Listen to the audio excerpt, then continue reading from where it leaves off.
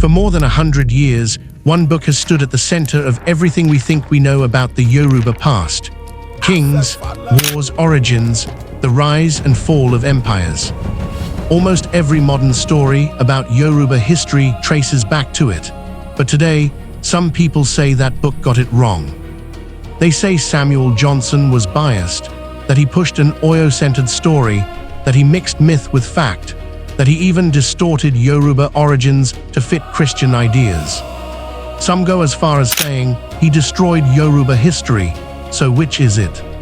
Was Samuel Johnson the man who preserved a civilization's memory at the edge of extinction, or the man whose version of the past shaped generations in the wrong direction?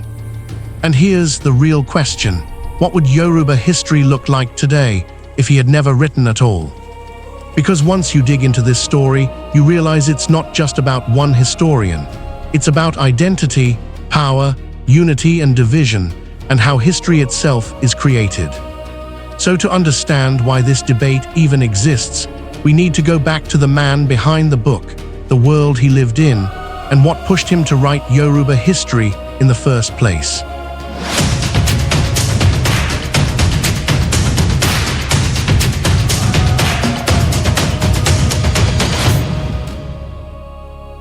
Samuel Johnson was born in Freetown, Sierra Leone, on June 24, 1846, into a repatriated Yoruba family whose roots ran deep into the old Oyo royal house. His father, Henry Eragonjinmi Johnson, was an Omoba, a prince, and a great-grandson of the Alahafin Abiodun, one of the most powerful rulers of the Oyo Empire, while his mother was Sarah Johnson. In the 1850s, the family returned to Yorubaland when Henry was recruited to work with mission schools, and young Samuel grew up moving between Ibadan and Oyo during the violent and turbulent decades of the 19th century. He was one of several accomplished siblings, with older brothers serving in the church and a younger brother, Dr. Obadiah Johnson, who later trained as a medical doctor and became the man who painstakingly reconstructed and edited Samuel's manuscript after his death, ensuring the history of the Yoruba did not disappear forever. Samuel's wider kinship network placed him among some of the most influential Yoruba families of his time and beyond. He was a distant cousin of Samuel Ajayi Crowther, the pioneering African Anglican bishop whose family line would go on to shape Nigeria's political and cultural history. Through that same extended lineage came Herbert Macaulay, often regarded as the father of Nigerian nationalism, as well as later generations that produced towering figures like Wole Soyinka and the revolutionary musician Fela Kuti. While Samuel Johnson himself lived in the 19th century, his bloodline sat at the roots of a powerful network of families that would dominate education, religion, politics, literature, and music in Nigeria for more than 100 years, giving his life and work an influence that stretched far beyond his own generation. So as a young boy, Johnson returned to Yorubaland and later worked as a pastor in Oyo and Ibadan during the violent Yoruba civil wars of the 1800s. This was a time when cities were fighting each other, empires were collapsing, and oral traditions that had been passed down for centuries were at risk of disappearing forever. Johnson saw something dangerous happening. Educated Yoruba knew the histories of England, Rome, and Greece, but many knew almost nothing about their own past. So he made it his life's mission to write it down, not for fame, not for colonial praise, but, as he said himself, for purely patriotic reasons, so that the history of his fatherland would not be lost in oblivion. By 1897, he completed a massive manuscript, a full history of the Yoruba people from ancient times to the beginning of British colonial rule.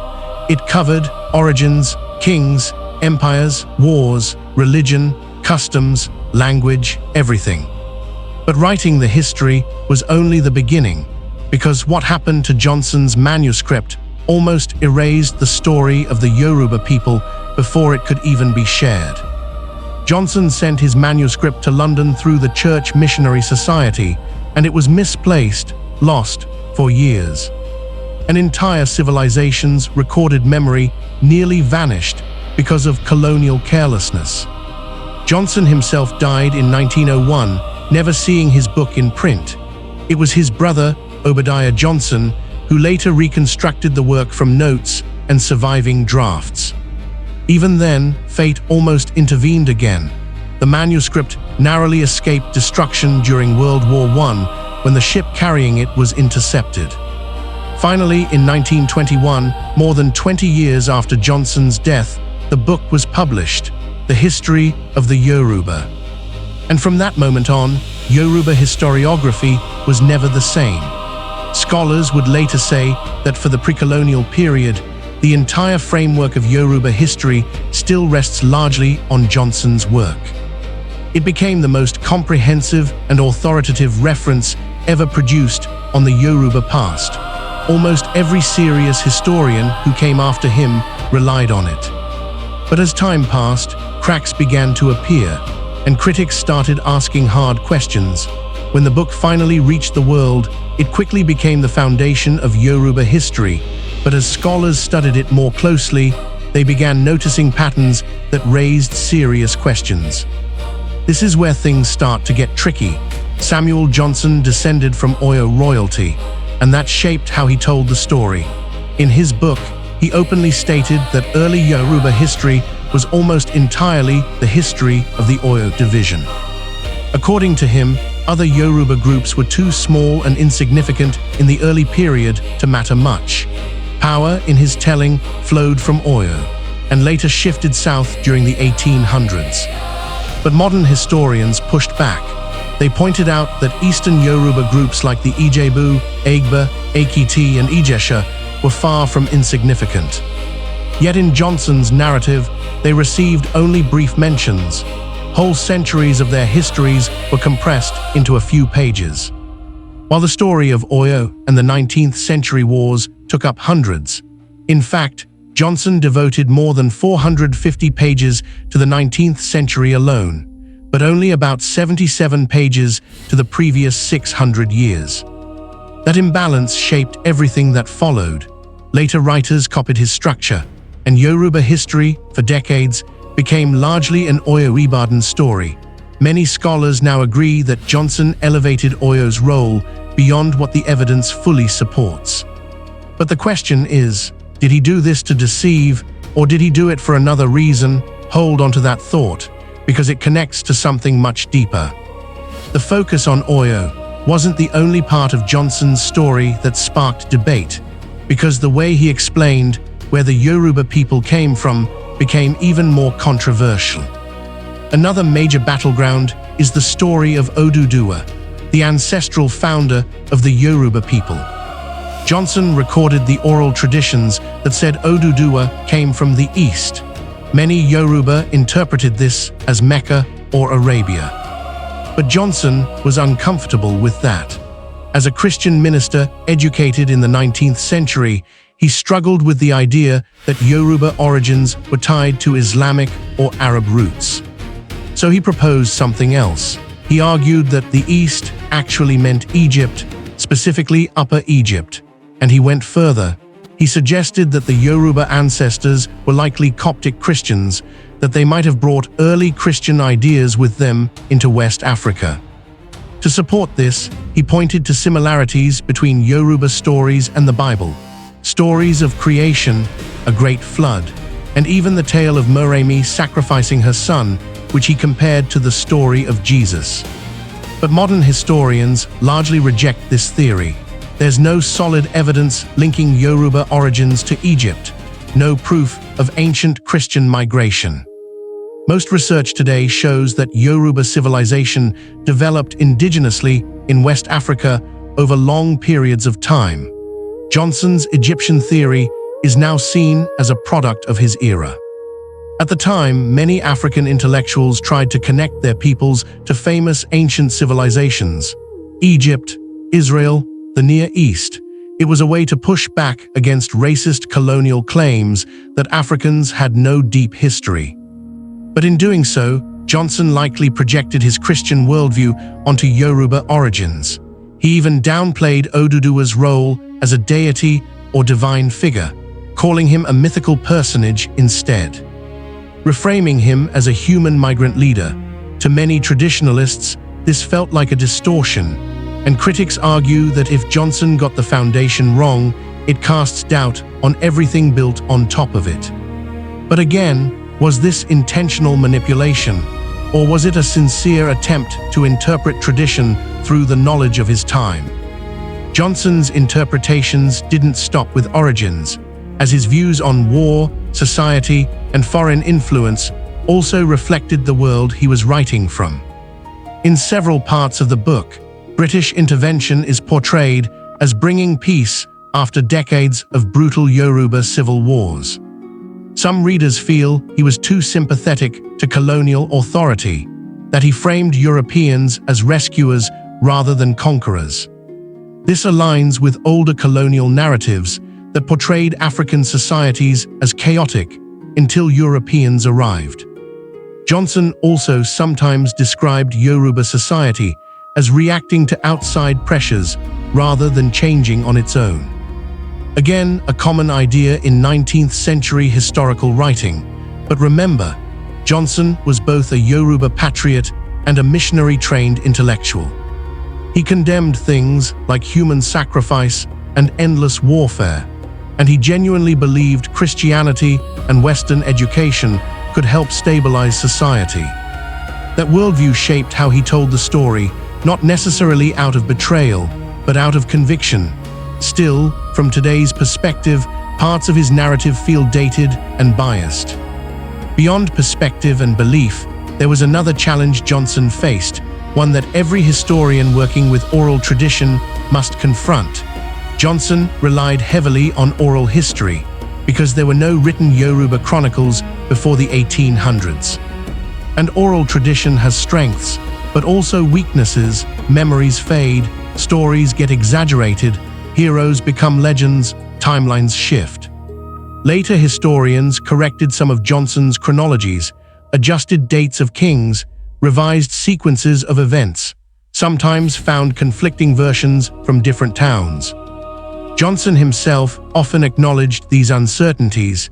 He sometimes offered multiple versions of a story, or openly labeled traditions as possibly mythic, but mistakes were inevitable. Still, most scholars view these as normal historical corrections, not proof that Johnson's entire work is unreliable. What made Johnson's book even more powerful was that it didn't just influence scholars, it shaped real political decisions on the ground.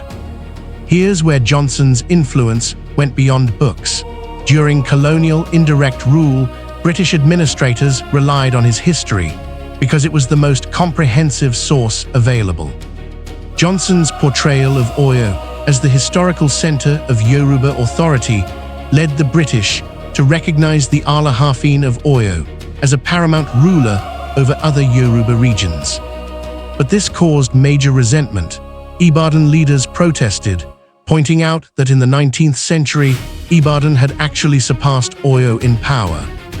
The people of Ile-Ife also rejected Johnson's version that gave their king only spiritual authority. They argued that Ife held ancient primacy over all Yoruba. These disputes sparked decades of tension, even among scholars. Some supported the Oyo-centered model. Others argued for Ife's centrality. Local historians began writing opposition histories to correct Johnson's perceived bias. Ekiti histories, Ijebu histories, Ife histories, each defending their own versions of the past. So yes, Johnson's narrative shaped real political outcomes and real conflicts. But again, does that mean he destroyed history, or that history became powerful because of him? But to fully understand why Johnson told the story the way he did, we need to look at what was happening in Yoruba society during his lifetime. The 19th century Yoruba world had been torn apart by civil wars, cities fighting cities, brother against brother.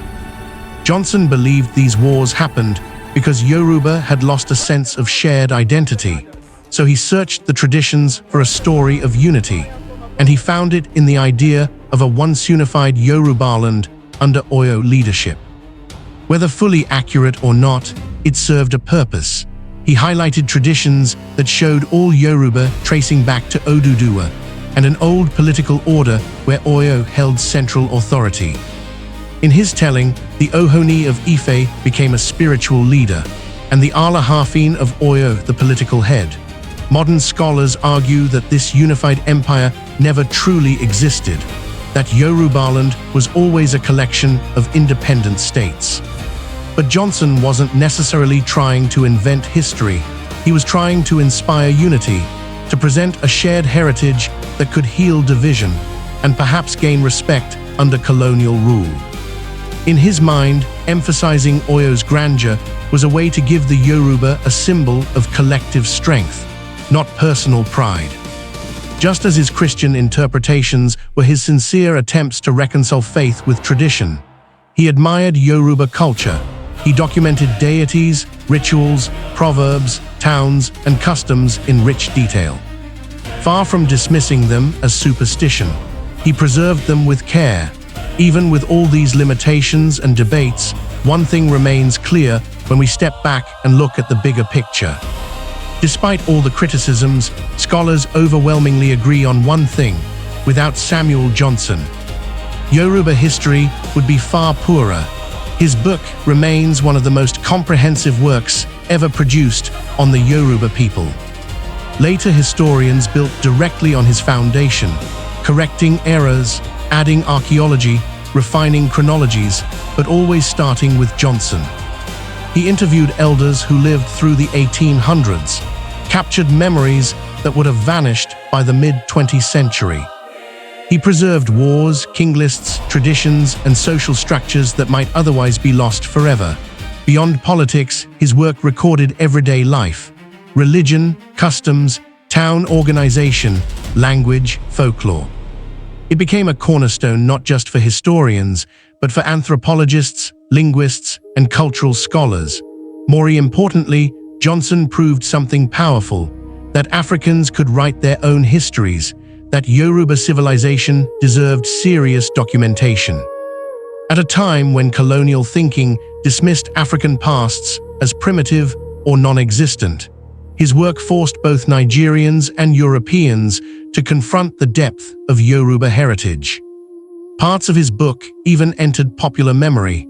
Many Yoruba today learn their history through Johnson's narrative, which then became part of oral tradition again.